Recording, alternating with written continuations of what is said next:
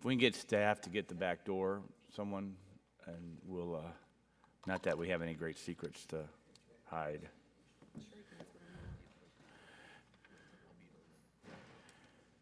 We want to call the hearing to order and want to thank everyone for the early start time, both from the agencies and my colleagues.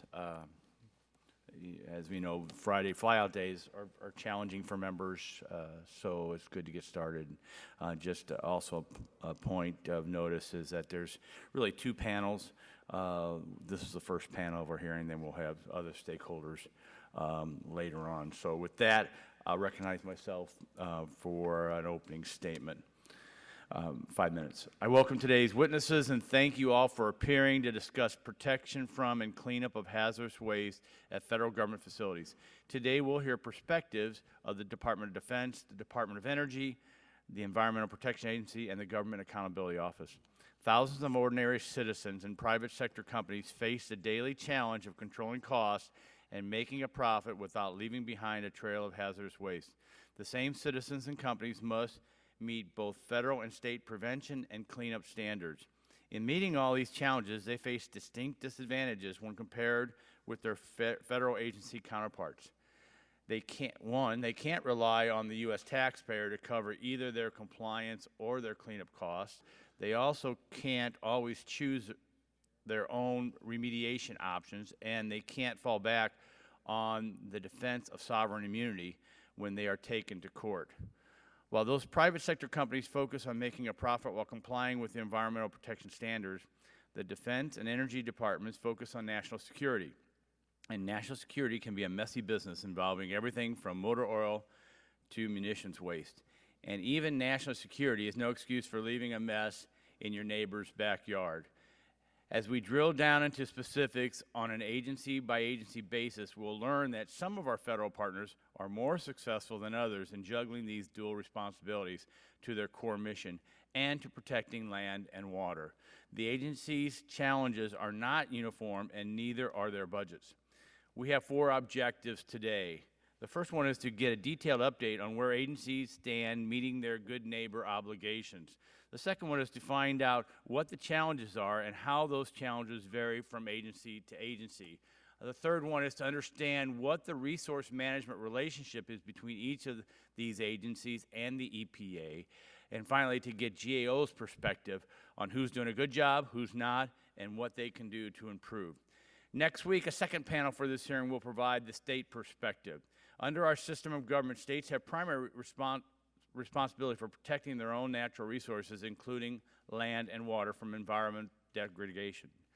But a state's challenge is made more difficult, if not impossible to meet, if the entity responsible for the environmental mess is a federal agency, with all the power that status implies. After the episode last month in Colorado with the release of contaminated water into the Animas River, I wouldn't be surprised if some in our audience thought first of EPA when they heard the phrase federal agency responsible for an environmental mess. But the Colorado mine release is not the focus of this hearing. Since we first got the news of the blowout, our committee has been looking into the Colorado mine incident on a separate track from this hearing. At the beginning, we had lots of questions and almost no answers. Gradually, we've been piecing together the facts as best we can. We're not finished yet. I trust our friend, Mr. Stanislaus, and everyone in the administration will cooperate with our committee as we pursue that inquiry. Correct, Mr. Stanislaus? Yes. And he shakes his head yes. Thank you. Today, I hope that we can focus on the federal facilities issue and whether important agencies such as the Department of Defense and the Department of Energy are good neighbors and good stewards of the land and water that they touch wherever they have a presence. And I'll just end with my background is also as a military officer, understanding national security and the challenges that faces. So the balancing of that and also being a good neighbor to our folks is very important to me. But I'd also want to say I appreciate the work that the DOE and the Department of Defense does in protecting our citizens. With that, I yield back my time and yield 5 minutes to the ranking, unless someone else wants my final. I yield now 5 minutes to the ranking member, Mr. Tonko. Thank you, Mr. Chair. Good morning, and thank you to our witnesses for participating this morning. And I thank the Chair for holding a hearing on this very important topic. Congress enacted the Comprehensive Environmental Response, Compensation, and Liability Act, commonly known as Superfund, some 35 years ago. But communities across the country are still dealing with the legacy of toxic waste. After a rough start, the Superfund program has had success in containing and cleaning up serious contamination problems in many of our communities. But there is still much work to do and too few dollars available to do it. The good news is that sites are being cleaned up. When sites are cleaned up, the surrounding community benefits from a cleaner, healthier environment, and returning abandoned, contaminated land to productive use improves the local economy. In addition to the sites on private or state land, there are many Superfund sites on federal land. The federal government operates facilities across our country on millions of acres of land. Some of the federal site contamination is due to the government's activities. But there are also many areas where mining, drilling, and industrial activities by private parties took place decades ago, leaving a legacy of contamination. The federal government is subject to the Superfund law, and the government spends billions of dollars annually to clean up hazardous contamination at federal facilities. A few years ago, I asked the Government Accountability Office to look at the status of cleanup activities on federal lands and to focus on the agencies and departments other than the Departments of Defense and Energy. These department sites are generally well known and have received considerable oversight and attention. The situation for the United States Department of Agriculture, the Department of the Interior, and other federal agencies was less clear. Under the Superfund law, federal agencies are required to identify, assess, and clean up contamination on the properties that they administer. But cleanups cannot begin if sites have not been identified and characterized.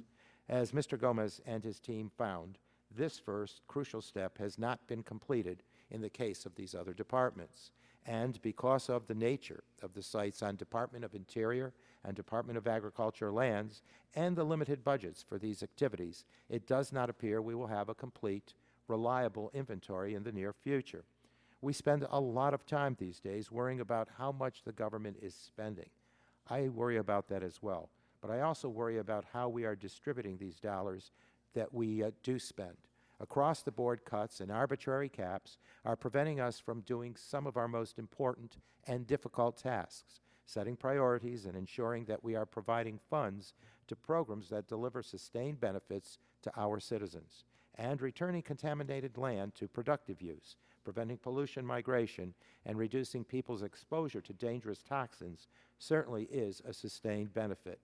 With the passage of Superfund, we made a commitment to identify and clean up contaminated properties. We should fulfill that commitment. I don't know that new legislation is required to do this. I do believe that additional oversight of this program, however, would be very useful. This hearing makes an important contribution to that effort. Mr. Gomez, thank you and your team for your work on this issue. You have given us a lot to consider and provide some constructive recommendations. I do appreciate the opportunity for the subcommittee to examine our Superfund program. The citizens living in communities with these sites are anxious, and they're anxious to have them cleaned up and returned to safe, productive use. The responsible parties, whether public or private, want to accomplish those cleanups in a cost-effective manner. These are goals that we can all support. So I do hope to work with you, Chairman Shumkus, and the other members of the subcommittee to achieve these goals. And I thank all for participating in the hearing this morning and next week, and I look forward to your testimony on what is a very important issue. With that, I yield back. Gentleman yields back his time. I'd like to submit, with unanimous consent, a statement of record from Chairman Upton for his opening statement. Is there anyone on the majority side wishing to seek time? Seeing none, Chair now recognizes Ranking Member of the full committee, Mr. Pallone, for 5 minutes. Thank you, Mr. Chairman, and our Ranking Member for calling this hearing on the Superfund program. Superfund has been an incredibly important tool for protecting public health and the economy in my home state of New Jersey and throughout the country, and thousands of contaminated sites have been cleaned up and revitalized, including many former federal sites. As successful as Superfund has been, there's still so much important cleanup work to be done. I expect we'll hear from today's panel about the staggering number of abandoned mine sites, just a subset of federal sites, and an even smaller subset of contaminated sites nationwide. and I hope that my colleagues on the subcommittee will join me in working to ensure that EPA, other federal agencies, state and local communities have the resources needed to get these cleanups done. Superfund sites are contaminated with toxic substances that can make their way into drinking water wells, creeks and rivers, backyards, playgrounds, and streets. Communities impacted by these sites can face restrictions on water use and recreational activities, as well as economic losses as property values decline due to contaminated land. In the worst cases, residents of these communities can face health problems such as cardiac impacts, infertility, low birth weight, birth defects, leukemia, and respiratory difficulties. The major environmental laws that are truly the powerful legacy of this committee have consistently held that polluters must pay for environmental harms. The principle is the heart of the Superfund program and should be preserved. For federal facility cleanups, that means that we in Congress have a duty to ensure funds are appropriated to cover cleanup needs. For private facilities, that means we have a duty to reinstate the Superfund tax and stop charging taxpayers for cleanups. In 1995, despite opposition from myself and other Democrats, a Republican Congress allowed the Superfund tax to expire. Before its expiration, the collected taxes were placed into a Superfund trust fund that was used for the cleanup of so-called orphan sites, where the party responsible for the pollution either no longer existed or could not afford the cost of the cleanup. The thousands of abandoned mines across the western United States are examples of such sites.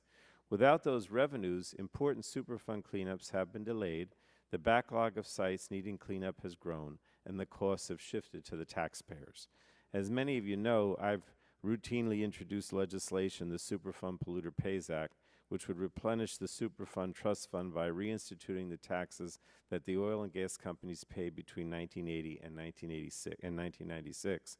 The legislation reinstates a 9.7 cents a barrel tax on petroleum, a tax on 42 chemicals, and a corporate environmental income tax of 12% on taxable income in excess of $2 million.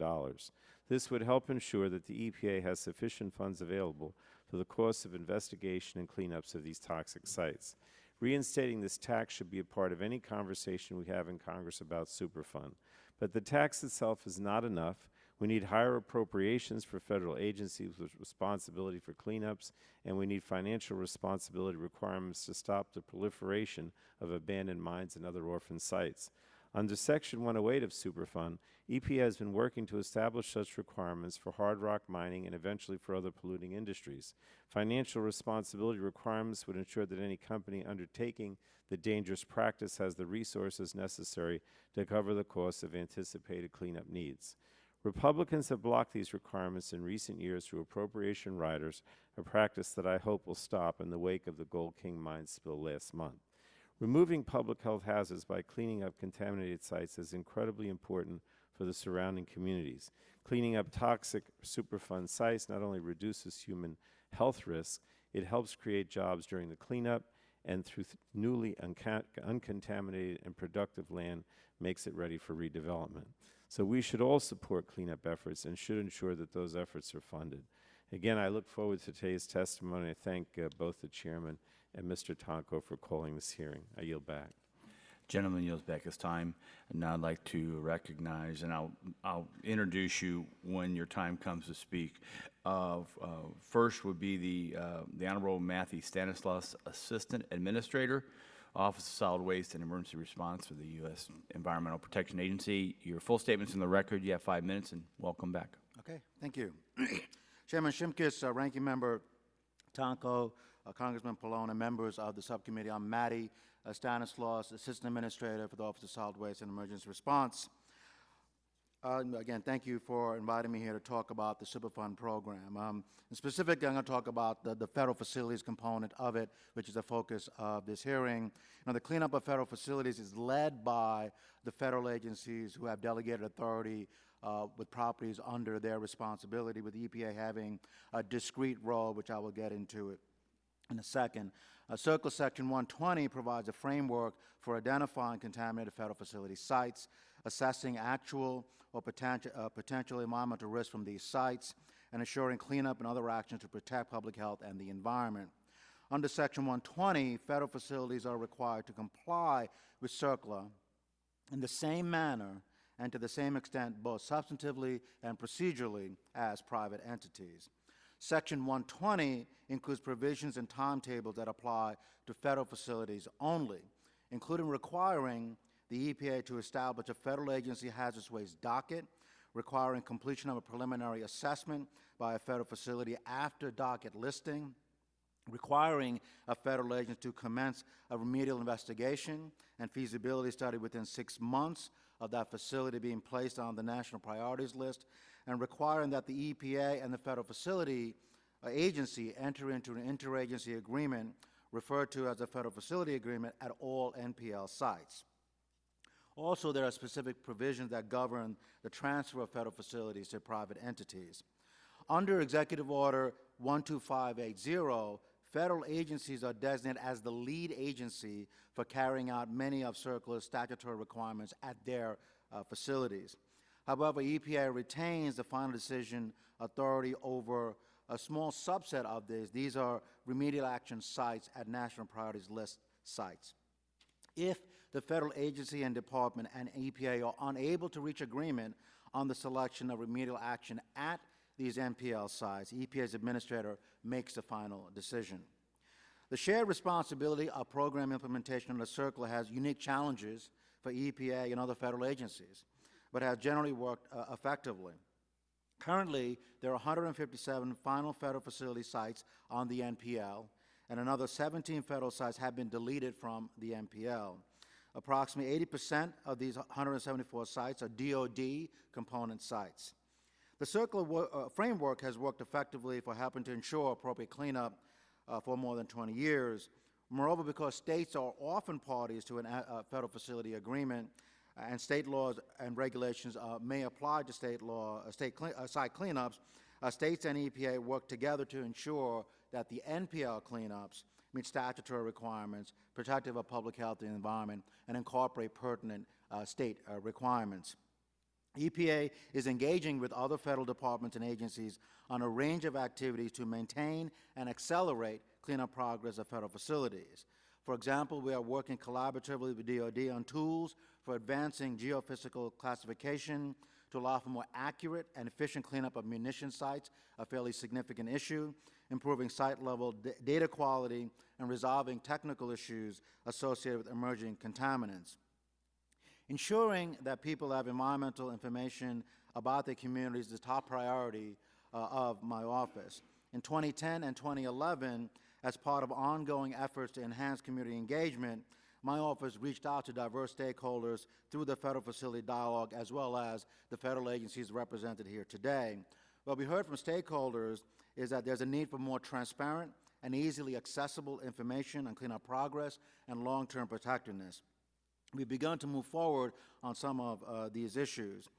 For example, the past 5 years, EPA has led an interagency working group to make improvements to the 5-year review process that would foster greater transparency and participation from impacted communities.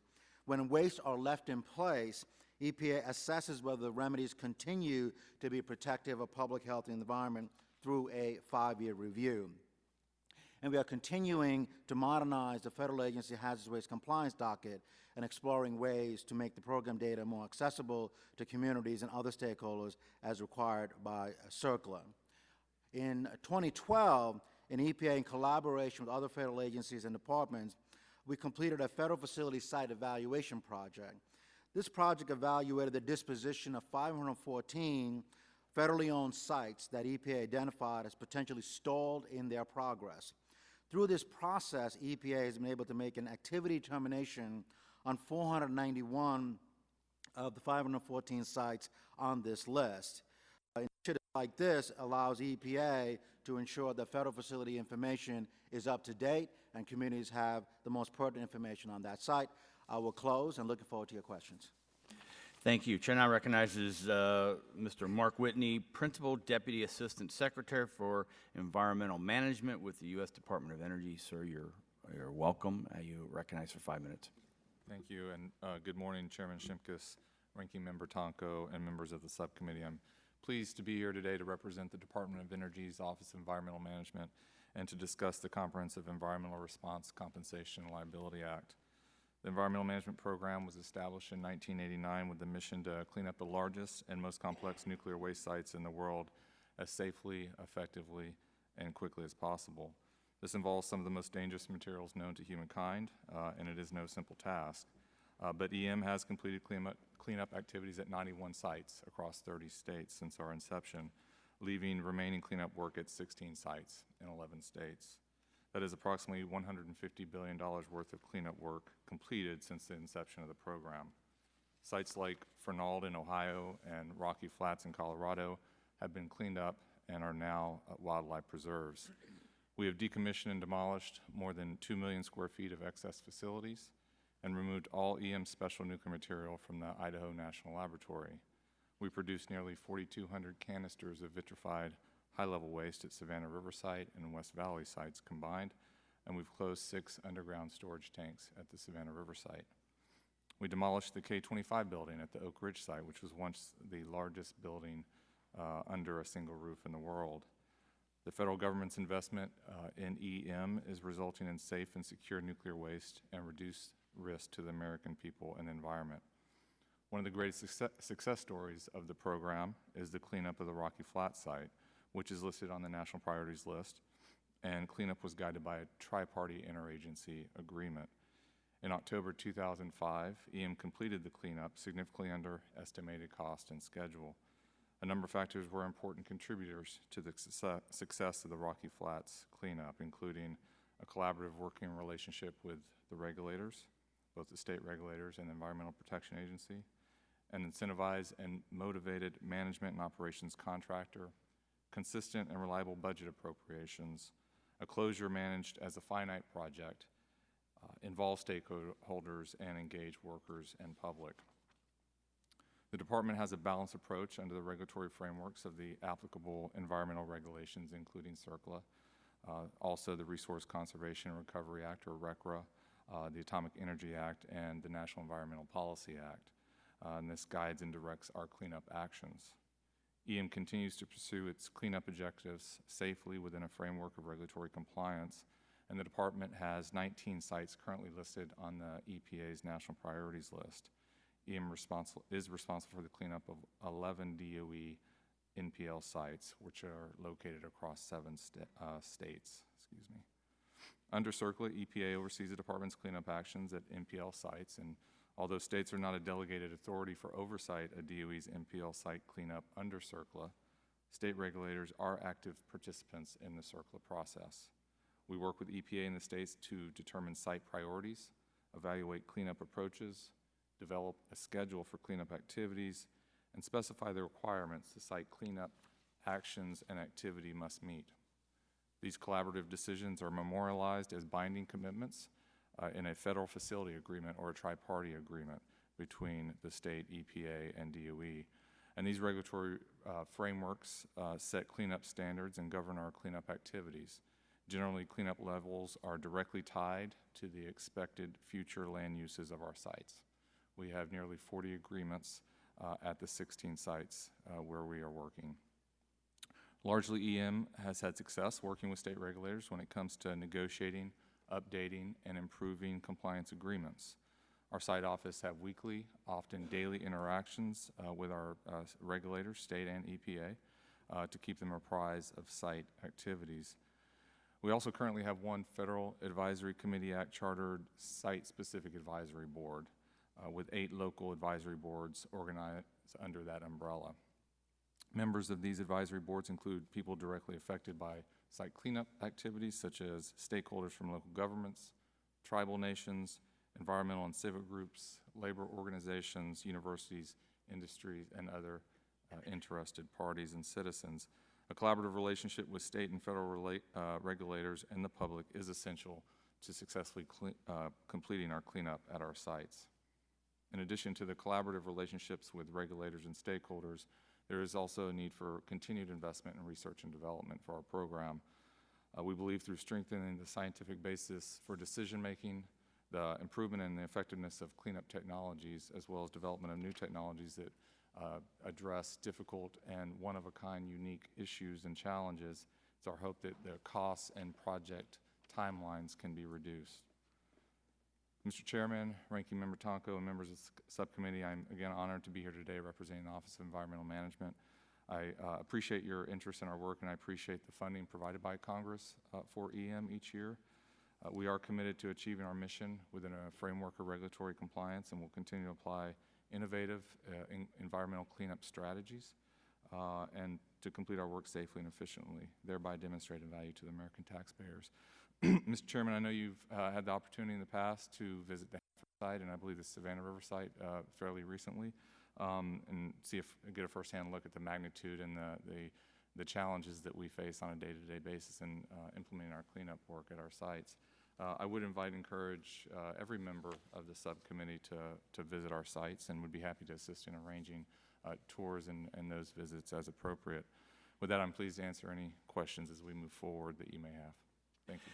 Thank you very much. Next, I'd like to recognize Mr. John Conger performing the duties of the Assistant Secretary of Defense, Energy Installations and Environment, U.S. Department of Defense. You're recognized for 5 minutes, and welcome. Thank you, Mr. Chairman. Good morning. Chairman Shimkus, Ranking Member Tonko, distinguished members of the subcommittee, thank you for the opportunity to discuss the Department of Defense's cleanup activities and the progress we've made to date. The Department has long made it a priority to protect the environment. From a mission perspective, we want to ensure that we have the land, water, and airspace we need for military readiness. Moreover, we must protect the health of the military and civilian personnel and their families who live and work on our bases, to ensure our operations don't affect the health and environment of surrounding communities, and to preserve resources for future generations. While we're here to talk about cleanup of past contamination, I want to emphasize that we are committed to rigorously complying with current laws to minimize new contamination. Our funding requests, our strong relationships with federal, state, and local stakeholders, and our continued progress reflect that commitment. The Department of Defense is responsible for approximately 39,000 cleanup sites across hundreds of active and closed bases. And if I could, I've heard the term site used by other witnesses, and I think they use it differently than I do. I'm talking about specific instances of pollution. Multiple sites can occur on a single installation. So I think the numbers that I've heard earlier reflect an entire installation would be a single site, and we break it out differently. But in any case, 39,000 cleanup sites across hundreds of installations. In order to make the most impact, we continually reassess DoD's cleanup program to ensure that we address the highest risk sites first, a process we conduct in collaboration with EPA and with the states. At the same time, we're committed to completing cleanup or achieving response complete, no further action required at all of our sites. We appreciate Congress's support for the roughly $1.5 billion a year we spend on cleanup. At this point, more than 80% of our 39,000 sites have reached response complete. I'm proud to say that we remain on track to meet our goals, internally set goals of 90% response complete by the end of 2018 and 95% by the end of 2021.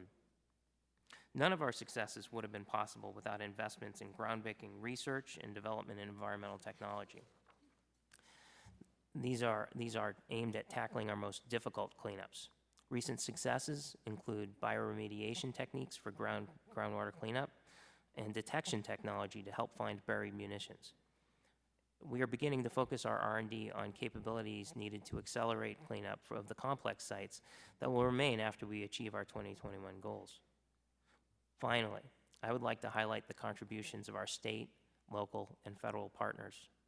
State and local stakeholders help us to develop site management plans, play an active role in remedy selection, and have important oversight responsibilities.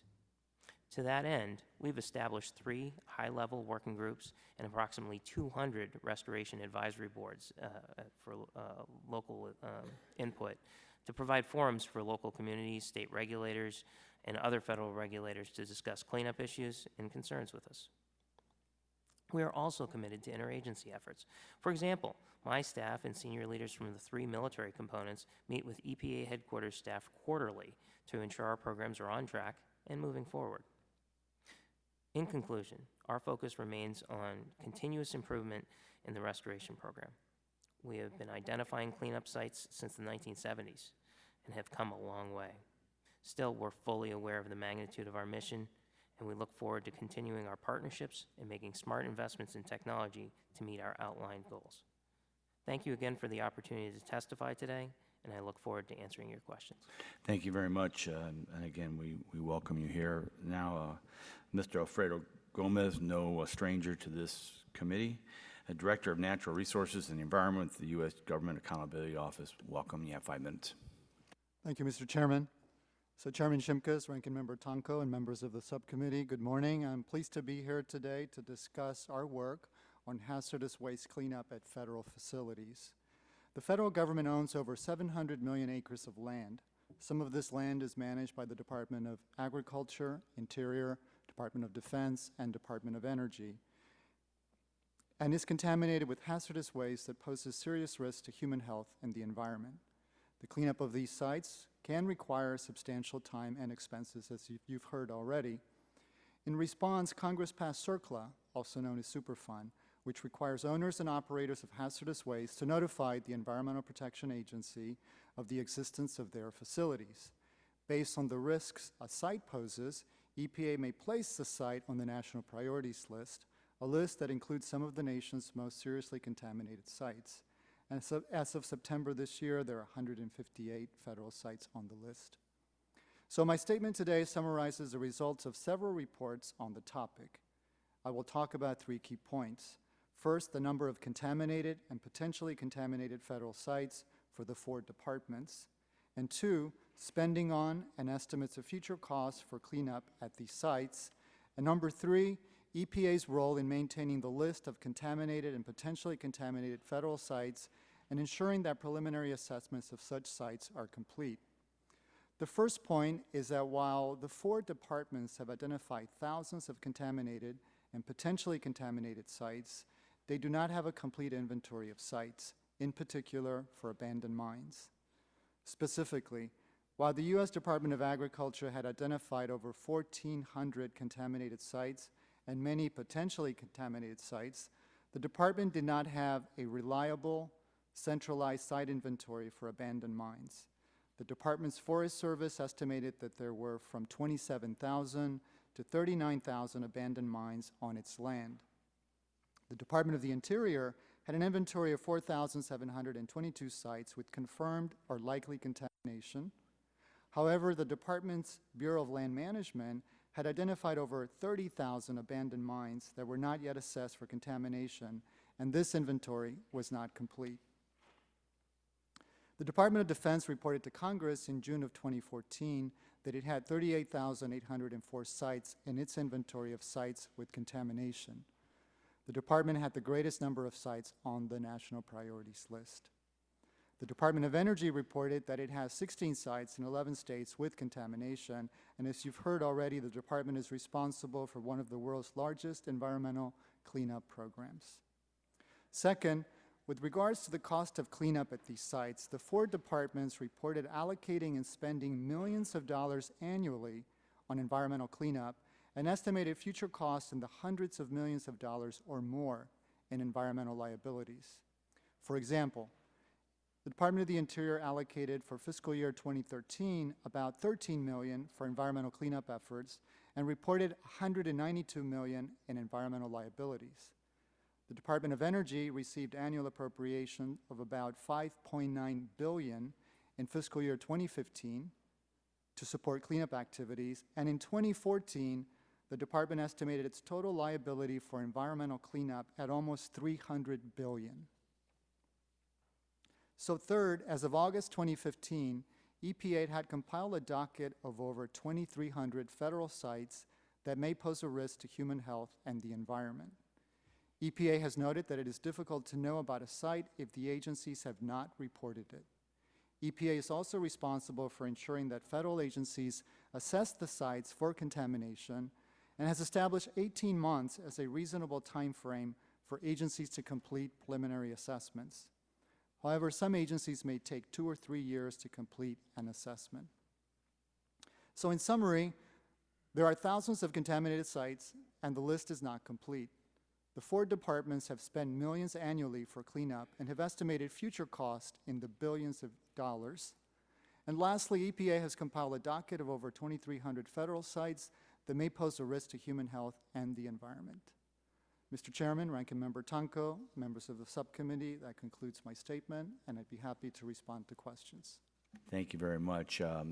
Before I start with my questions, we're going to have two panels. The second panel is going to have the states kind of represented, along with another person who we don't know who that is yet. But it was the intent to maybe have it all in one panel so you could hear the concerns posed by the states. And it's my hope that you all will follow up and at least listen to the second panel.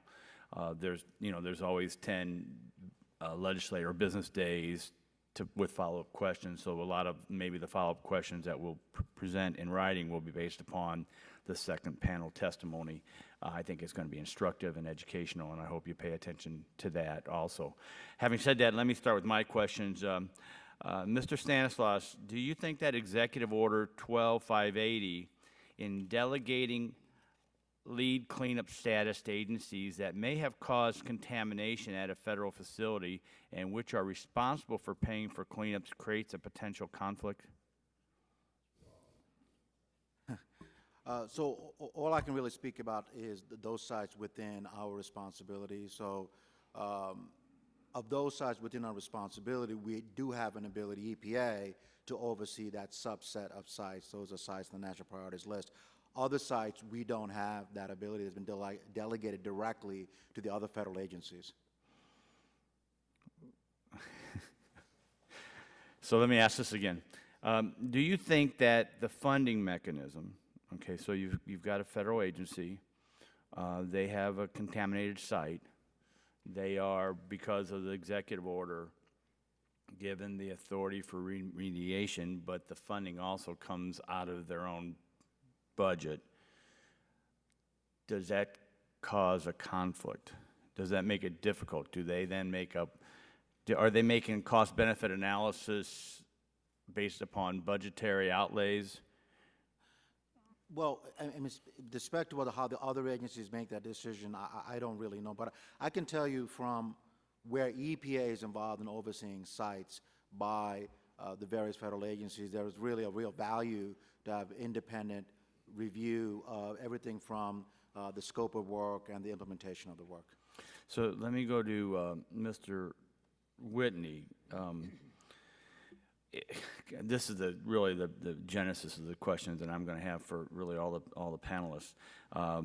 In the situation where DOE is both the primary responsible party and the lead agency making remedial decisions, can you understand that's the question, that the potential conflict about concern about conflicts and the worry that remedial decisions may be based on budgetary considerations? Thank you, Chairman. So for the Department of Energy sites, while we are the lead agency for the cleanup, we do not have a regulatory role. That regulatory role is by the EPA and the states. And so, sir, I don't see a conflict of interest. We work very closely and but you're still the lead agency, whether there's an oversight role or not? Yes, sir. Okay. And really, Mr. Congress, same question. Yeah, no, I don't see a conflict.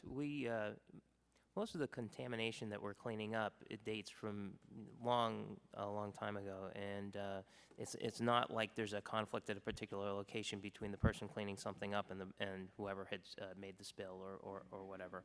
We're pretty successful in getting appropriations for this cleanup. We have a very stable, roughly $1.5 billion a year that we get into this program. We have schedules that have been fairly stable over the years, worked out with EPA in the states. I don't see any conflict or any problems on this. And let me go back to Mr. Whitney. Just what happens if two different federal agencies assert lead agency authority?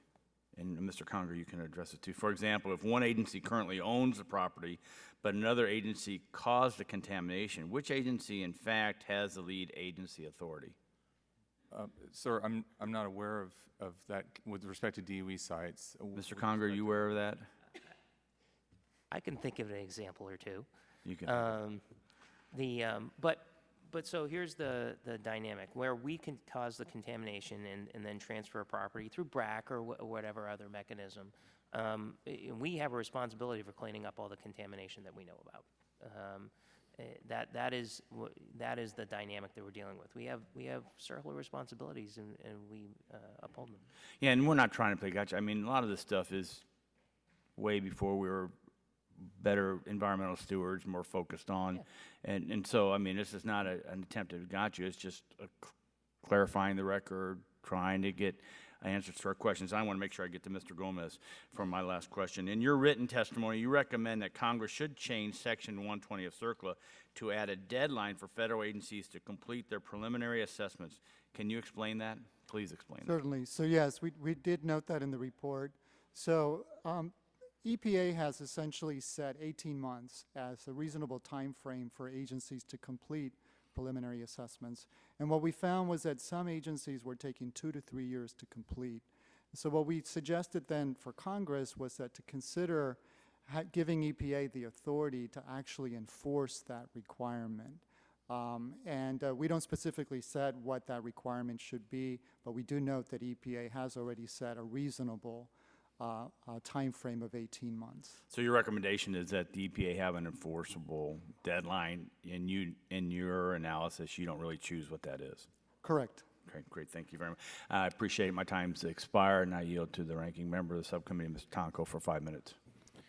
Thank you. And again, I thank the chair for convening this panel to provide us with a progress report on federal facility cleanups under Superfund. Last Congress, this committee considered legislation to change the treatment of federal facility cleanups under Superfund. That bill was not based on an oversight record and included several misguided provisions. I did indeed oppose that legislation, as did all of my Democratic colleagues on the committee. So I welcome this opportunity to build the committee's record on these issues and hear from some of our agencies involved in federal facility cleanups. I would like to start by asking about federal responsibilities under current law. Mr. Condra and Mr. Whitney, under current law, are you subject to the liability and cleanup requirements of Superfund at sites where you are a responsible party? Maybe I'll go first, if that's okay. Yes, sir. The Department of Energy is subject to the same requirements as private entities under CERCLA.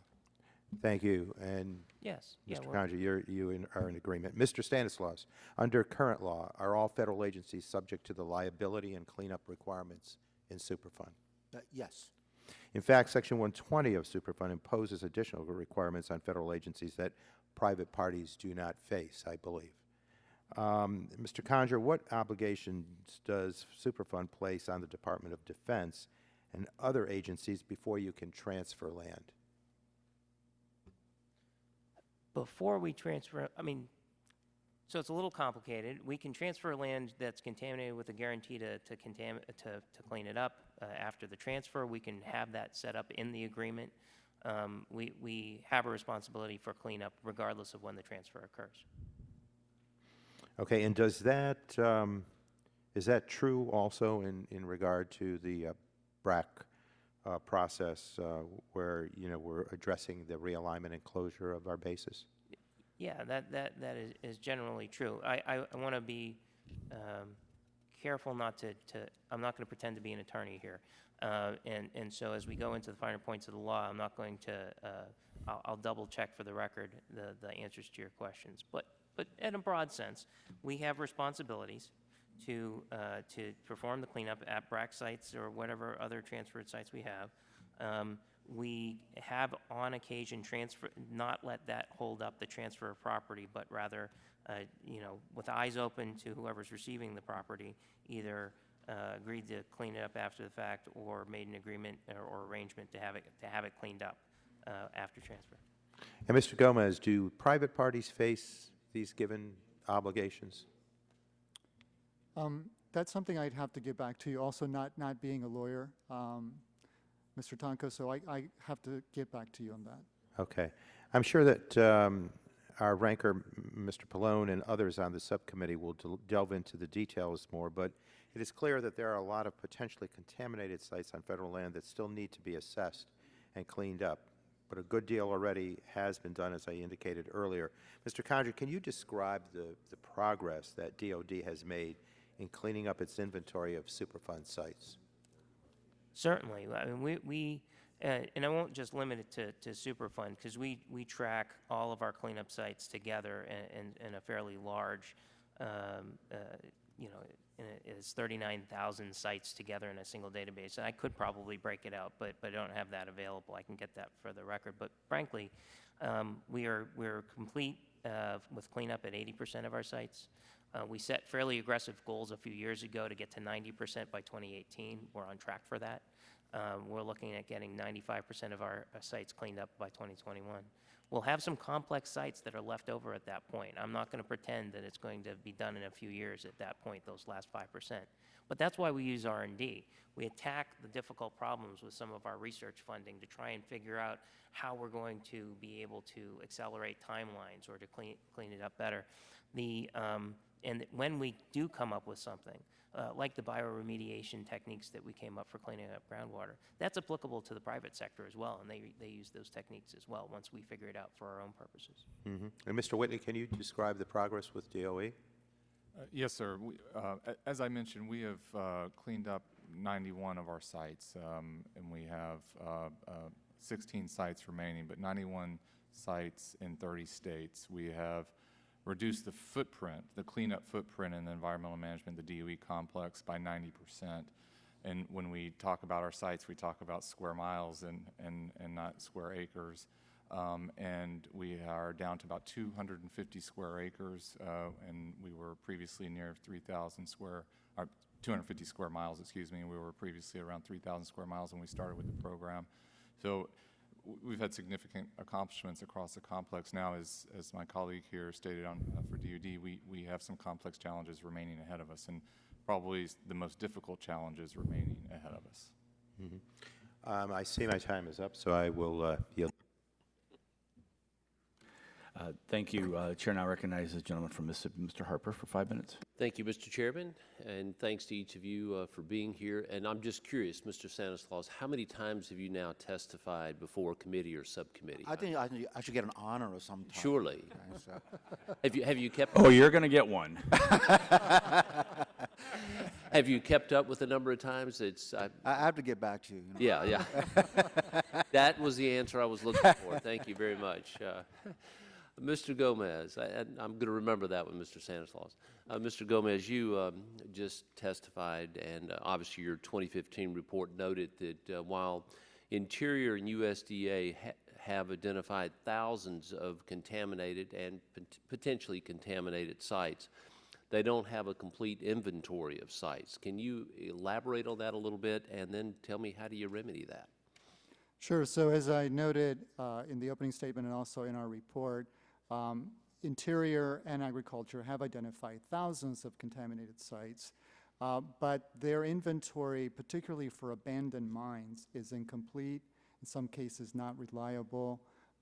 In the case of the Forest Service, the different regional offices have different ways of gathering information. And just one example on the Interior side is, for example, the Bureau of Land Management estimated an additional 100,000 mines that have yet to be inventoried in 3 states, and those are the states of California, Nevada, and Utah. So they have, we believe, quite a bit of work to do when it comes to abandoned mines. And also, Interior and USDA disagree over some of the docket listings that exist now. Tell us what the disagreement's about, or if that's significant.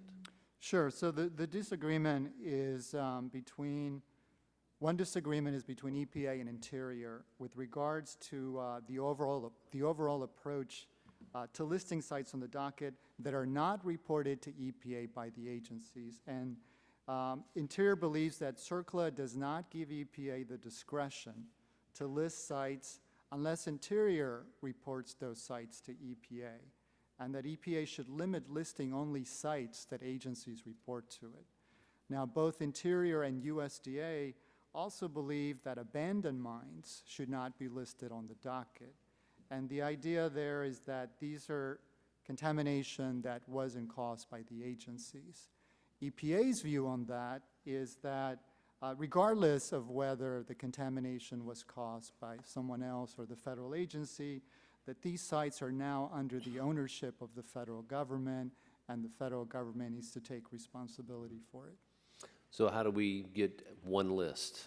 How do we ever get to one list? It's a work in progress at the moment, so, and that's why we call attention to it, that we don't think that least, well, the inventories are not complete, and there's disagreement about what should be added to the docket. And this is not necessarily assuming we had a uniform list, it's not necessarily static, because you can have new sites that develop or become Correct, and also on the docket, for example, the docket also includes sites that no longer need to be addressed.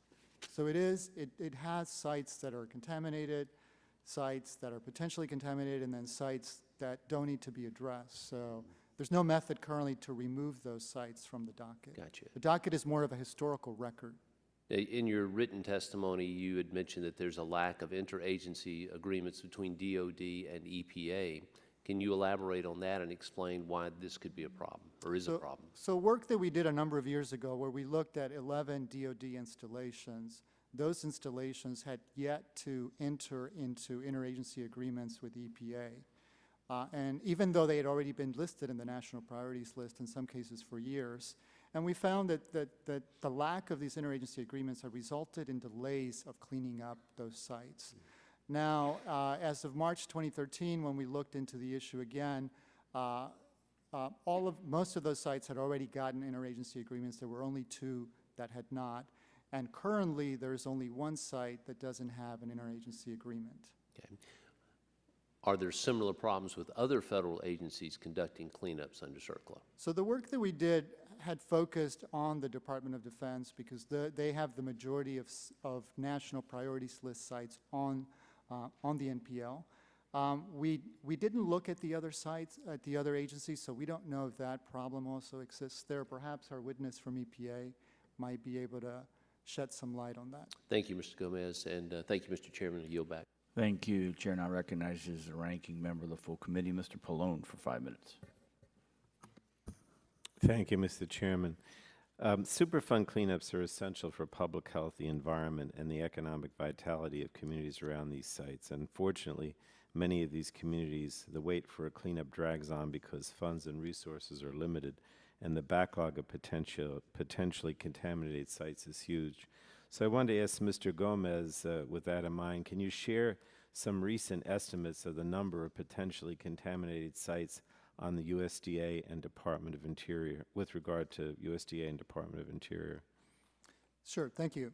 So with regards to the Department of Agriculture, they have identified almost 1,500 sites that are contaminated or potentially contaminated. Also, the Forest Service estimates that from 27,000 to 39,000 abandoned mines on its land, and approximately 20% of those may pose some level of risk to public health or the environment. Now, on the Interior side, Interior has identified over 4,700 sites with confirmed or likely contamination, and the Bureau of Land Management has also identified over 30,000 abandoned mines that were not yet assessed for contamination. And I'd also mention that in addition to that, there was those additional 100,000 mines that need to be inventoried in 3 states. What about the number of sites under control of Defense or Department of Energy? Sure. So the work that we did, which was issued in January of this year, focused on the Department of Agriculture, the Department of the Interior. We have not looked at what the Department of Energy or Department of Defense have in its inventory. Okay. Are there additional federal sites controlled by other agencies? Yes, there are some, for example, NASA sites that are out there. There was some work that the NASA IG was doing, so we didn't look at NASA in our work. I mean, these numbers are staggering themselves, not to mention, you know, the departments that you haven't looked at. But I think they're only part of the story. Can you share recent estimates of the cost to clean up these federal sites? Sure. So the estimates, as I noted also, are in the hundreds of millions of dollars. And just to give you some examples, maybe some examples that I didn't mention, is the U.S. Department of Agriculture, for example, allocated in fiscal year 2013 over $22 million to do environmental cleanup. and then also reported $176 million in environmental liabilities. The Department of Defense spent almost $30 billion from 1986 to 2008 across all environmental cleanup and restoration activities at its installations. And then in fiscal year 2014 financial report, DoD reported $58.6 billion in environmental liabilities. So, I mean, if you look at the amount of money that's being spent versus what's needed, there's a huge gap, obviously. Let me turn to the three agencies on the panel. Are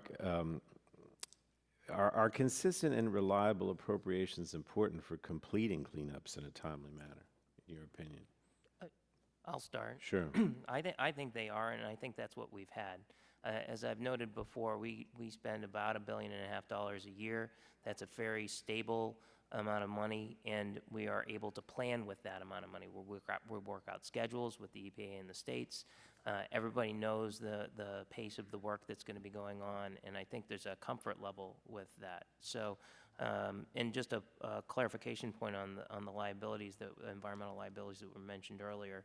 The cleanup liability is smaller than the number that was cited. That's the entirety of all of our liabilities that include all of our nuclear ships and the eventual cleanup for those, and and a variety of other items. But the cleanup liability is closer to $27 billion. Let me just ask quickly, yes or no, because then I want to ask one last question. Could more cleanups be completed with greater resources? Just yes, no. I think that there's always possibilities, but we have a stable program right now, and I think. How about the other two guys? Yes or no? Yes, I think it could be, we know what our cleanup life cycle is. So I don't know if more cleanups could be completed, but the cleanups that we have could be completed quicker. And you're, Mr. Well, I would say yes, and we've been subject to about a 20% cut of our resource to oversee the subset of sites that we have direct responsibility for. So that has, in fact, impeded the pace of work. All right, let me just ask quickly, because I know my time is up. I just want to know if more investment in federal, I'll ask Mr. Stanislaus, could more investment in federal cleanup efforts lead to the development of new technologies and best practices that can improve the cleanups nationwide quickly? I mean, I would say generally the answer is yes. I mean, and I think, as Mr. Conger noted, there are unique issues at DOD and DOE side, so clearly some technologies would help in some cases. All right, thank you, Mr. Chairman. Gentleman's time expired. Chair, now recognize the gentleman from Ohio, Mr. Latta, for 5 minutes. Well, thank you, Mr. Chairman, and to our panel, thanks very much for being here. If I could start with you, Mr. Stanislaus, since I guess you've won the record as being here the most, so I'll start with the questions. Do you believe that current and formerly owned federal facilities should have to comply with the same state requirements as a private entity conducting a cleanup under CERCLA? Well, I think CERCLA does, in fact, provide for that. How often let me just follow up, how often do federal facilities comply with state laws and regulations? Is it all the time? Well, yeah, I could only speak about those that we have direct responsibility for. So we do, in fact, engage the states continuously with respect to their role throughout the process, the investigation, the application of state requirements. So with respect to those sites, the states play a partnership role. When you say that it depends on what your role is, what's the percentage that you'd be involved in those sites then? I will get you the exact percentage. It's relatively small because we only have a direct oversight responsibility on just those sites that are listed on the national priorities list, which, as described earlier, there are lots of other sites under the responsibility of DOD, DOE, and the Department of Interior and Forest Service. And, let me ask this. Is sovereign immunity often invoked by federal agencies? Well, we've not found, from our role in oversight national priority, that not been an issue from our perspective, but that's as much as I know. Okay. And also, do you believe that Section 120 of CERCLA is evidence that Congress intended to waive sovereign immunity under CERCLA and to require federal entities to comply with state cleanup laws? I may have to get back to that. I don't know the answer to that question. Let me get back to you on that. Okay, let me ask this then. Do you think that the Section 120 of CERCLA needs to be amended to make sure that the federal agencies do comply with state regulations and laws dealing with cleanup? Well, again, just within the sliver of sites within our responsibility, you know, we, we largely have the states as a party to federal facility agreements, so they have the equal rights as EPA. And at least from where we are involved in federal facility sites, we view the states as a partner. And I really can't speak to those sites that we don't have a role in. Okay, thank you. Mr. Conger, if I could turn to you, if I could ask, does DOD recognize and comply with state land use control laws and regulations related to environmental cleanups? So the answer is it depends. It's complicated, and my lawyers will I'm sure, hope that I don't give a simple answer to your question. So I'll take that for the record formally, but let me give a sort of first-level answer to the question. Yes, of course, on those sites that we no longer own. On BRAC sites, on FUD sites, all of that, those are not federal property generally, and so those controls would apply. Where it's federal property, it gets more complicated, and again, not being a lawyer, we'll take that specific instance for the record.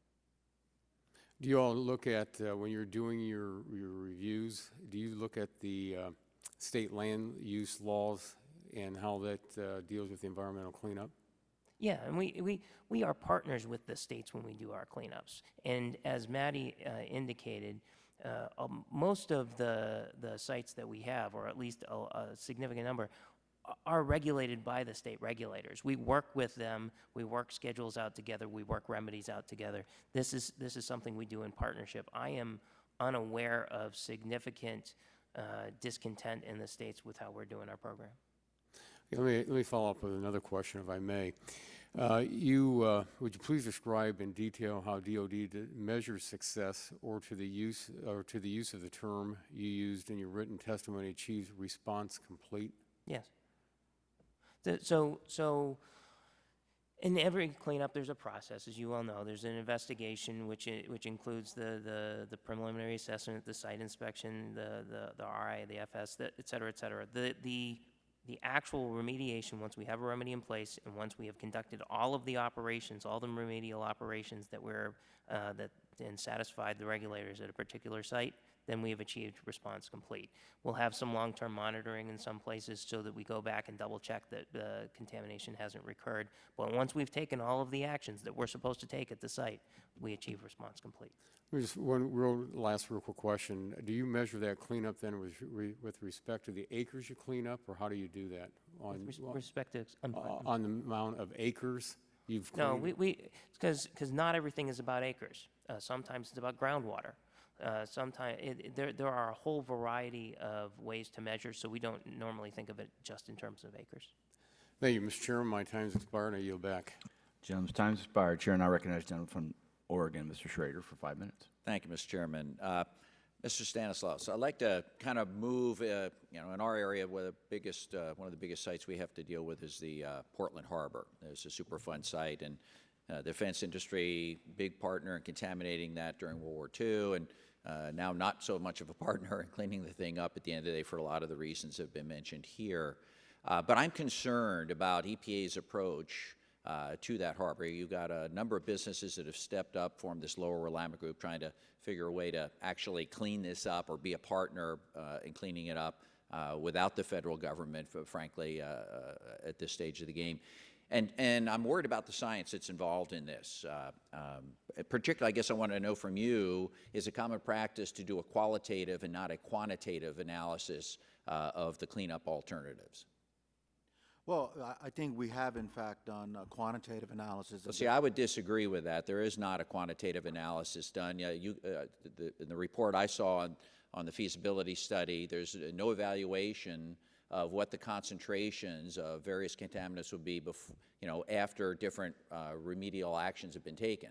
I think most of the businesses, they're going to be funding this. Anybody that's doing any scientific analysis, you're supposed to do a cost-effectiveness analysis. Once you've determined the health risk, then what are the most cost-effective ways to take care of this stuff? And that's not what I'm seeing in the report. I guess I'd like you to get back to me with that information where there's a quantitative analysis of that. The other question I had is regarding natural recovery.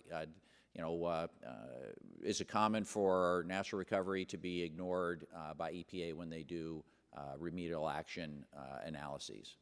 No, if I can give a broad answer. So we've conducted remedial investigation which identifies. I'm asking about natural recovery. What? Yeah, so as part of the alternatives analysis, we would look at the various alternatives, including that kind of alternative. Well, I appreciate you saying that, because that's not what's done in this particular feasibility study on the Portland Harbor. The natural recovery aspects, the quantitative aspects of what natural recovery are not being included at all. Matter of fact, you can't, I would argue respectfully, scientifically evaluate, how a particular remedial action, capping, dredging is going to work, what benefit you're going to get from that, unless you know what the natural recovery benefit is going forward. Matter of fact, just down the river, or up the river actually at Willamette Falls, there's a site that was grossly contaminated as a paper mill, and environmental agencies have determined that it does not pose any real contaminant risk, because natural recovery has completely wiped that out. Admittedly, it's a higher flowing river at that particular point. So I'm not seeing that going forward. The other thing I'm worried about is, in this particular case, is how they've evaluated these alternatives. Is it normal for EPA to assume that dredging is going to go on 24 hours a day, 6 days a week in a water work window? Is that the normal way you would evaluate? Well, it'll depend on the facts of the particular circumstance. So we evaluate alternatives, be it. Would you assume that that the dredging operation would go 24 hours a day, 6 days a week in a recovery action? Well, I can't say a generalized rule. It will depend. I think most on the people. ability No, I to conduct apologize for interrupting you, but I would say most people would say that's unrealistic. That's not the way any operation works at the end of the day. And what happens with that is then you're underestimating the costs of some particular remedial actions. And I see that in this particular feasibility study. I think that's unfair and unrealistic, and you end up skewing the results of your feasibility study and the effectiveness of different remedial actions when you do that. Question also on principal threat waste. How do you determine the levels of different contaminants so that they constitute a principal threat waste? What procedure to use? Yeah, let me get back to you on that regarding that. But the whole purpose of the draft feasibility is actually to entertain. The reason I asked that particular question, again, sorry to interrupt, I only have a limited amount of time, is that I think that's important. What we're seeing here now is that there's low and unprecedented levels, I'd argue, of determining these principal threat waste levels in this feasibility study for the Portland Harbor. And as a result, you're doing treatments in addition to removal, in addition to capping. I mean, without any analysis, does that treatment of this so-called principal threat waste going to give you an additional benefit? Again, the science that I see EPA not using in this group, and with these willing set of businesses wanting to step up and do the right thing without any federal largesse, and they're being cast aside. I think it's terrible reputation that EPA is developing, unfortunately, in our region, and could drive the cost. We've heard costs of hundreds of millions of dollars. The whole defense industry, maybe $1 billion a year. They're talking billions of dollars for this one little Superfund site, and I think that there's estimates by others that it could be in the millions to maybe hundreds of millions of dollars. So there's a big difference, respectfully, between what EPA is looking at and the assumptions they're using that reasonable business and scientific experts would get to do the same amount of cleanup at the end of the day. So I appreciate getting back to me on some of that information. Yeah, I will get back to you, and I can assure you that we've discussed the science with all the stakeholders. In fact, we really appreciate the responsible party stepping up. From the very beginning of the process, we looked at the scope of the science, conducted the science in an open and inclusive way, and we will continue to do so. Gentleman's time expired. Chair now recognizes the gentleman from Ohio, Mr. Johnson, for 5 minutes. Thank you, Mr. Chairman, and I want to thank the panel for being here. Mr. Stanislaus, I was thinking earlier as we were talking about how many times you have testified. If this were baseball, your number of at-bats and your own base percentage would be one of the highest in the league. So I commend you for continuing to step into the batter's box. I know these are tough issues.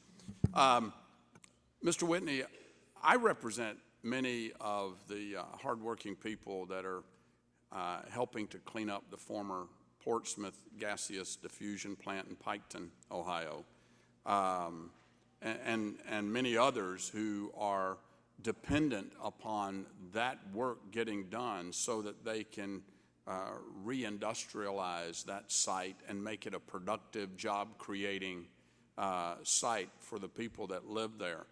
I'm shocked that the Department of Energy has now extended the deadline or the timeline for completing that cleanup approximately another 30 years.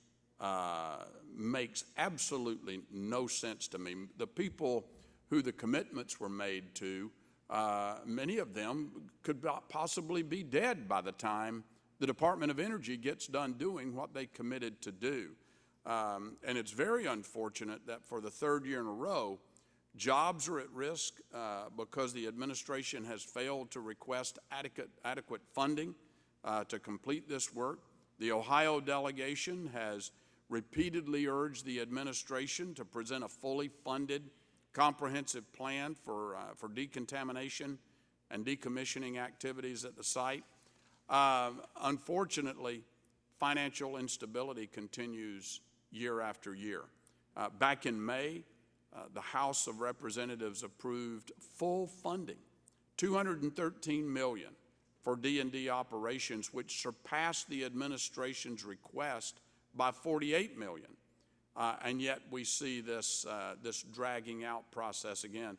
We're ready to work with the administration and you folks again this year on funding, but we got to have a willing partner here and a commitment on the part of DOE to move this project forward and meet the commitment, stand up and honor the promises that were made to the people of Southern Ohio. So with that said, what are DOE's plans to address this issue? Thank you, sir. Yes, and we are committed to the cleanup of Portsmouth, and it is unfortunate that warning notices had to be issued at the end of August. Our request for 16 is actually a little bit more than the President's request for 15 for Portsmouth, and it's about $227 million for 16 in our request.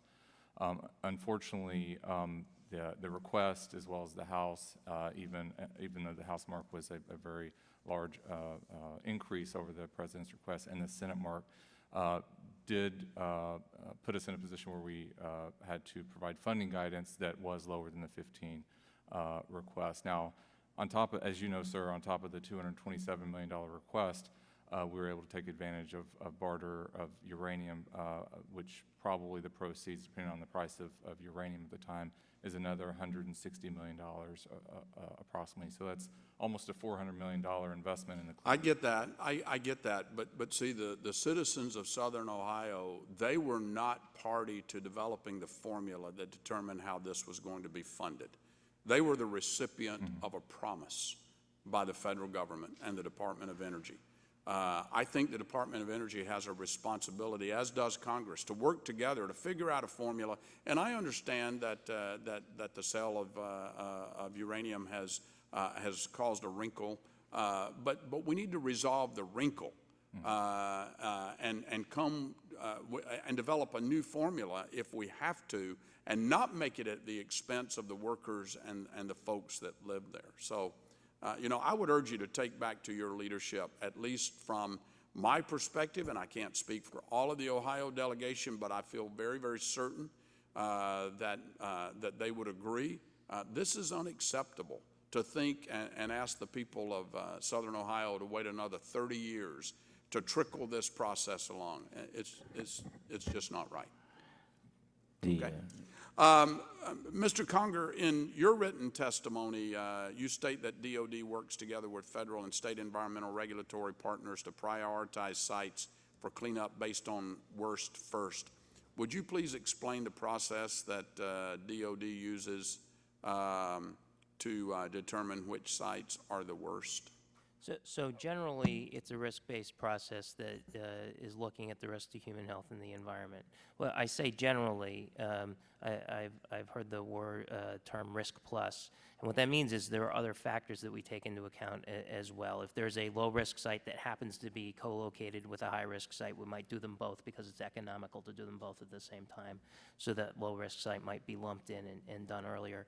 But generally, as we rack and stack this list, It's based on risk to human health and the environment. Okay. Gentlemen. Mr. Chairman, I got a lot more I could ask, and I appreciate the committee's indulgence to ask that first question, but I yield back. And gentleman knows that you can submit questions for the record in written form, so thank you. Chair now recognizes the gentlelady from Colorado, Mr. Gett, for 5 minutes. Thank you, Mr. Chairman. Thanks, everybody, for coming today. As you know, in Colorado, we not only have contaminated federal munitions and chemical sites, but we also have legacy mines on federal lands.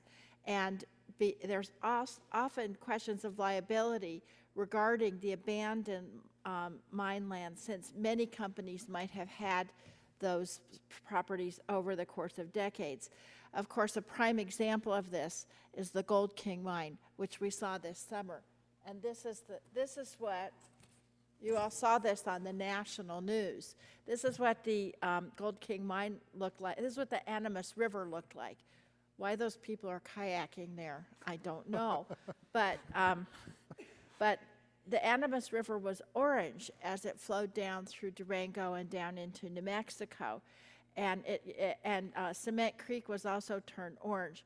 So this is kind of the backdrop for the questions that I'm going to be asking today. I want to ask you, Mr. Stanislaus, if the EPA is going to be pursuing reimbursement from the companies that left these millions of gallons of contaminated water at Gold King Mine to pay for the remediation of the site. Yes. That's good news to hear. I'd like to kind of know if there were private owners, which there were, of that site and the adjoining mine, why was the EPA cleaning up the site in the first place? Because there was the risk identified by the state of Colorado and the stakeholders that the state of Colorado and stakeholders identified that risk to be addressed immediately. Roughly about 330 million gallons on a yearly basis was going to the Animas River. And that's before it all came rushing out and turned the river orange. Now, that site was not listed on the Superfund National Priorities List, correct? That's right. What the National Priorities List does, it targets the cleanup of sites without viable responsibility orders, and it puts it in priority for funding. Is that right?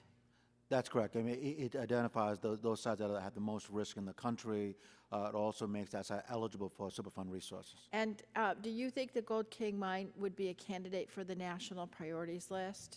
There have been discussions, and I was just in Silverton last week at the invitation of local stakeholders to continue that conversation. So the decision has not yet been made? No, we're continuing to have those conversations. When do you think you'll make that decision? Well, again, we're engaging in that conversation. There's also kind of a technical evaluation of data. So we're in the process of evaluating that right now. So would that be like 6 months, 12 months? I will get back to you on the time frame. That would be really fabulous. And what would be even better is if we had a very short time frame to get that on the list. You know, there's thousands and thousands of mines, as all of you have said, that are similar to the Gold King mine across the West. Mr. Gomez, in your testimony, you note that both the USDA and DOI have significant inventories of abandoned mine that could potentially pose threats to the health and the environment. Do either of these agencies have a system for prioritizing their most contaminated mines? As they go through the process of identifying the mines, and they're making their own assessments of it. But we didn't look specifically at that process. We were looking mainly at identification. Those are good questions that we can follow up with. I'd appreciate that, because it's my understanding that they actually don't have a priority list, and that would be really helpful.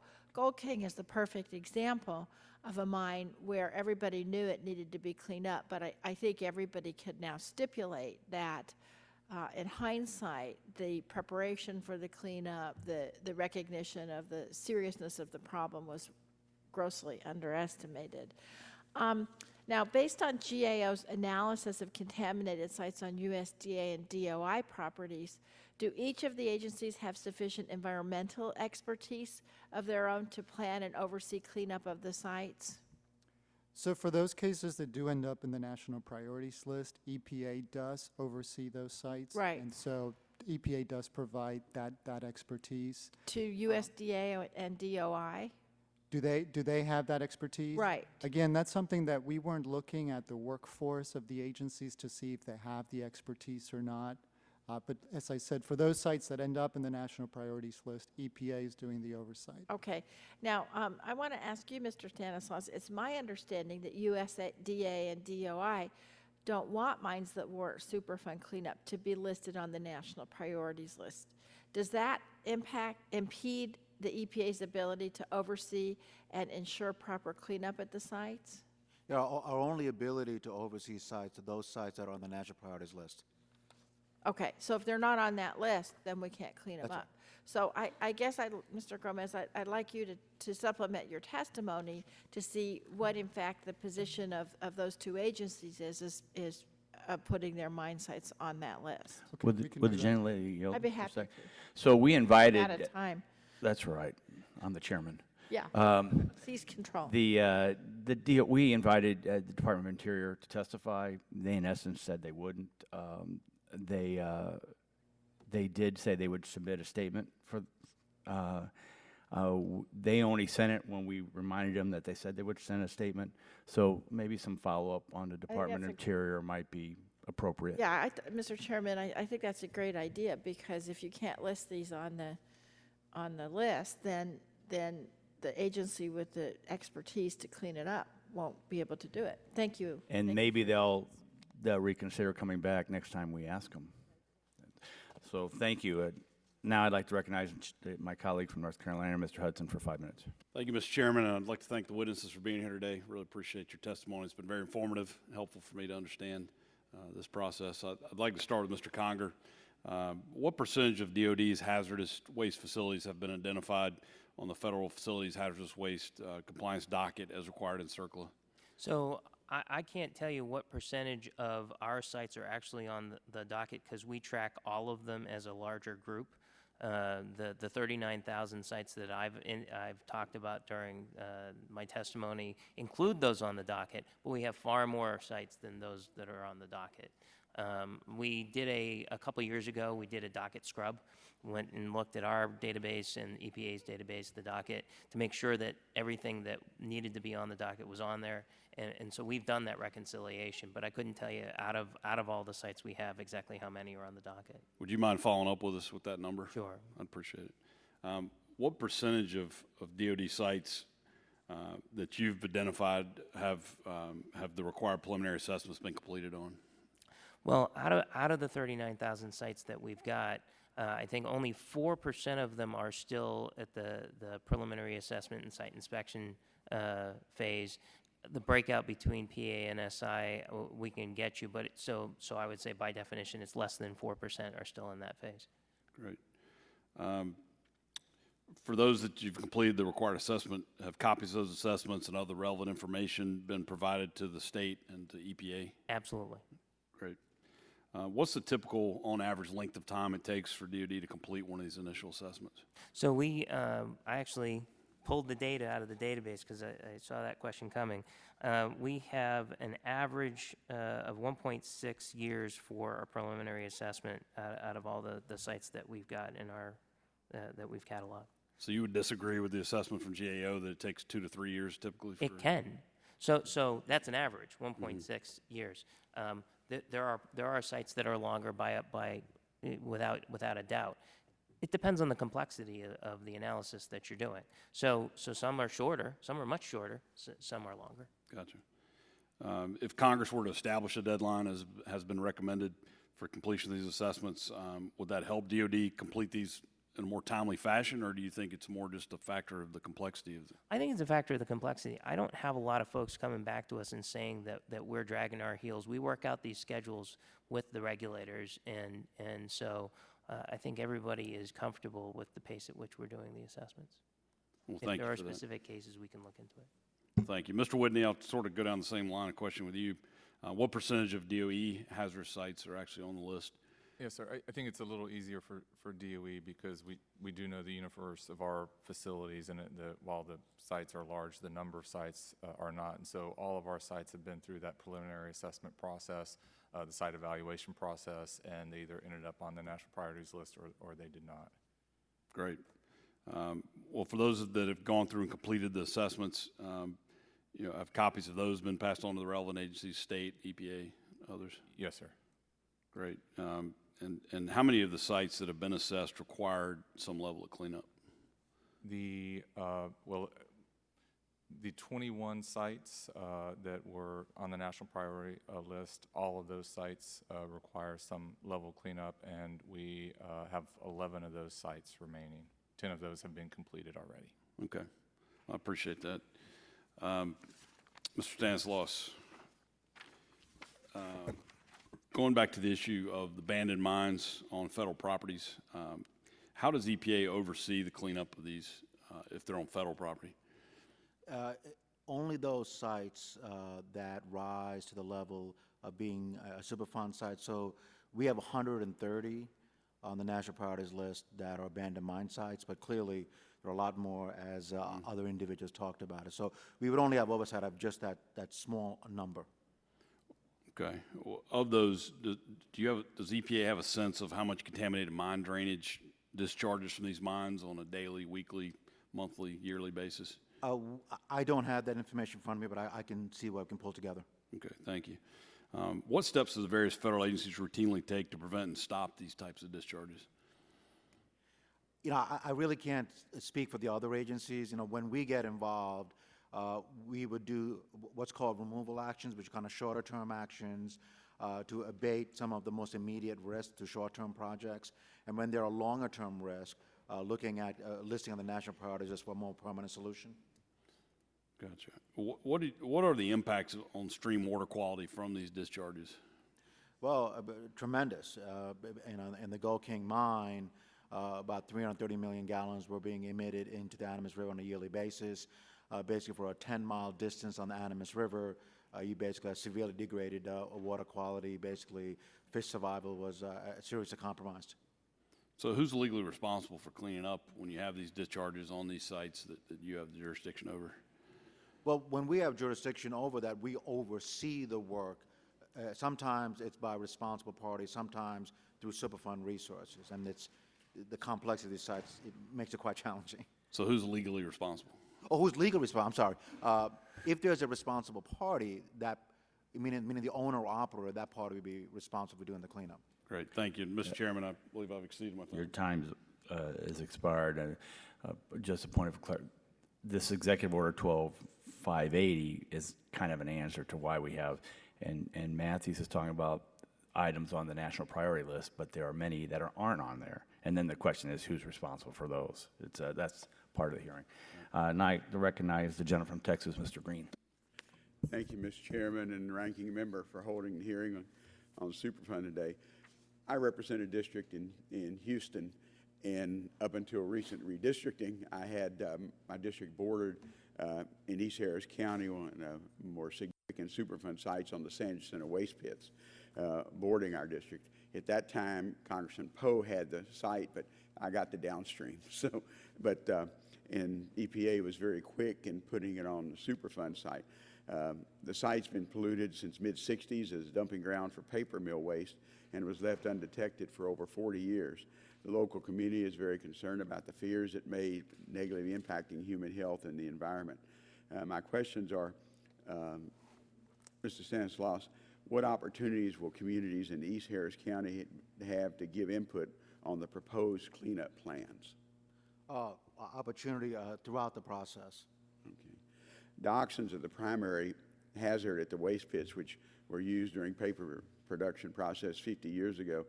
Mr. Stanislaus, has EPA taken any action to limit the use of dioxins and similarly dangerous chemicals in paper production? Limit the use of dioxin in paper? Yeah. Well, that's outside of my office, but I'll get back to you on that. Okay. Does EPA have a timetable for when the feasibility study report would be released? Yeah, I don't have that timetable, but I should note that we put in place certain measures to abate the release of dioxin from the site itself. And I've been there. It's encapsulating. And what happened, because of subsidence in our area over the last 50 years, those containment facilities may have been great in 1965, but the subsidence, we actually have some of those containment facilities that are below water level in the San Jacinto River, and so far there's different evidence that the and capping of it is working. I think the last test I showed, it's doing well. What are the primary factors for EPA in its determination for the cleanup of waste? You know, the exposure and the various options to address that exposure. In some cases, we would completely clean it up. In other cases, they put a barrier to prevent further. It all depends on the factors at the site. Is EPA taking under consideration the vulnerability?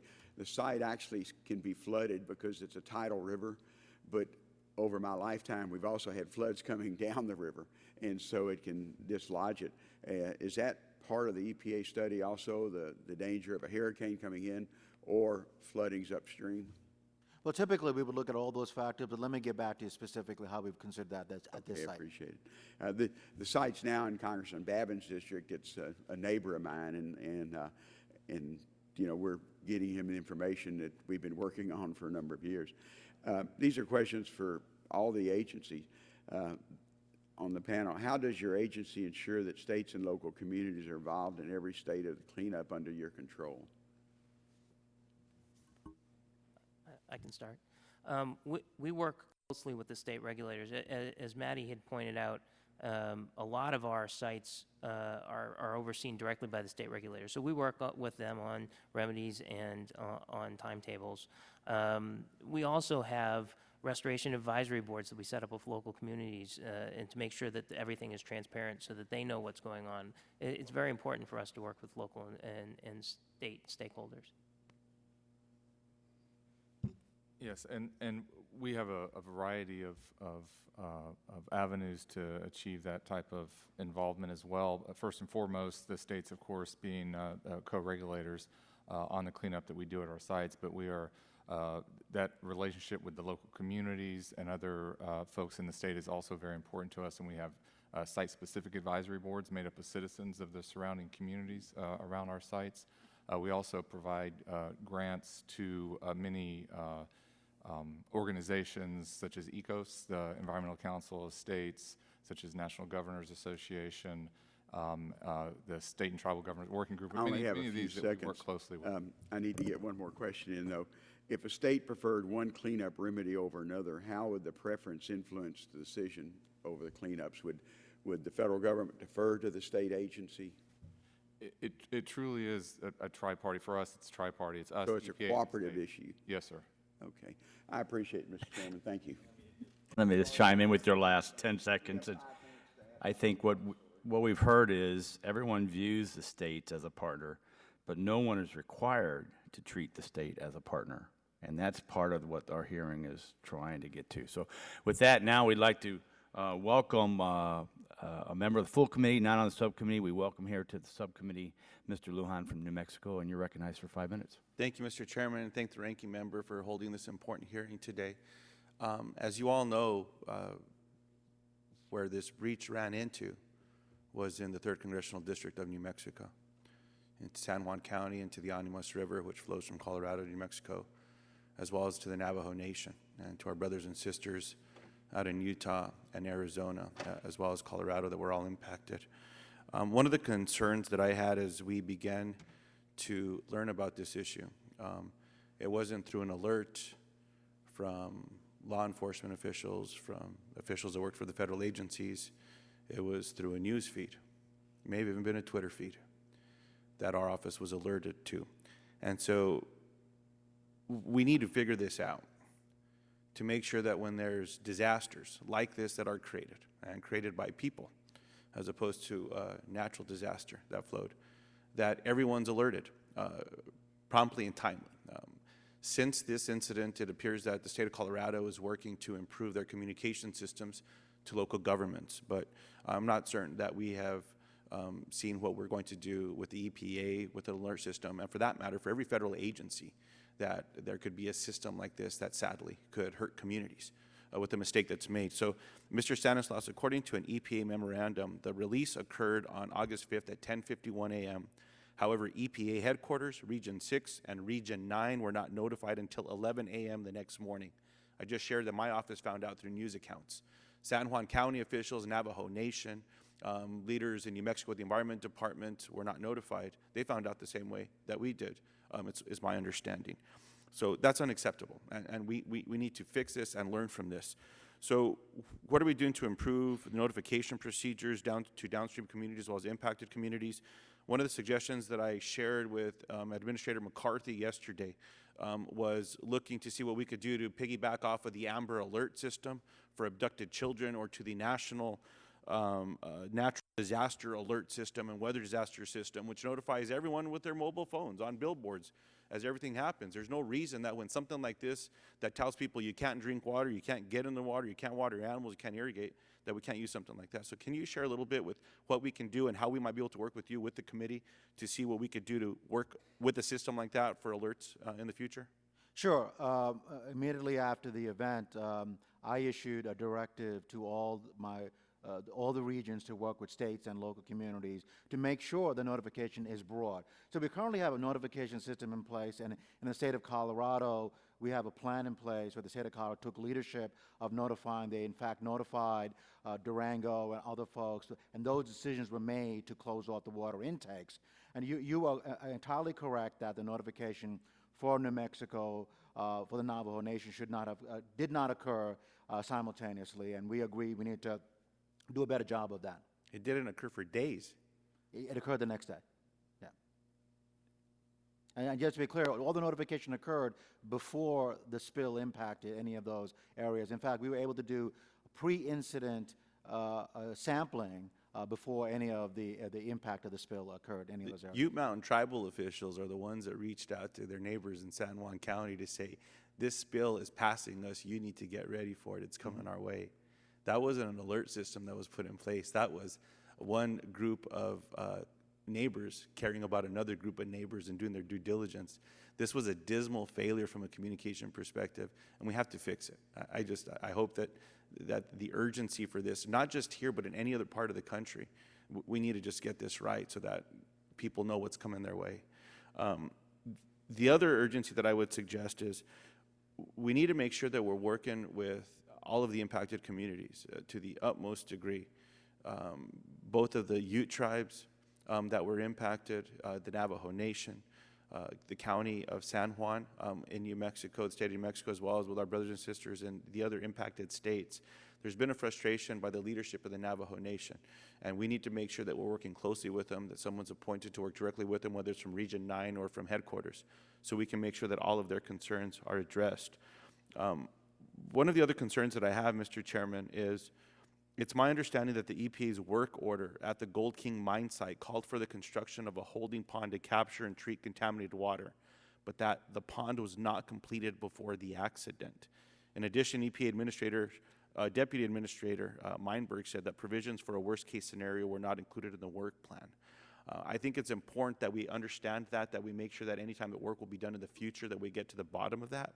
And then lastly, Mr. Chairman, as we get an assessment of all of the abandoned mines that we have in the United States, and especially those that are in a condition like the Gold King mine, where a breach or an accident can impact water supplies for millions of people in surrounding communities, we need to have a real conversation in the Congress to make sure that we're working to fix this, because this devastated not just the irrigators and water users in the district that I represent in Colorado, but entire water drinking supplies in the states of Nevada and Arizona that could be impacted depending on the kind of a breach that we see. So just, Mr. Chairman, I look forward to working with you. Thank you for the time today, and I look forward to submitting some additional questions to the record and getting some responses. Thank you, sir.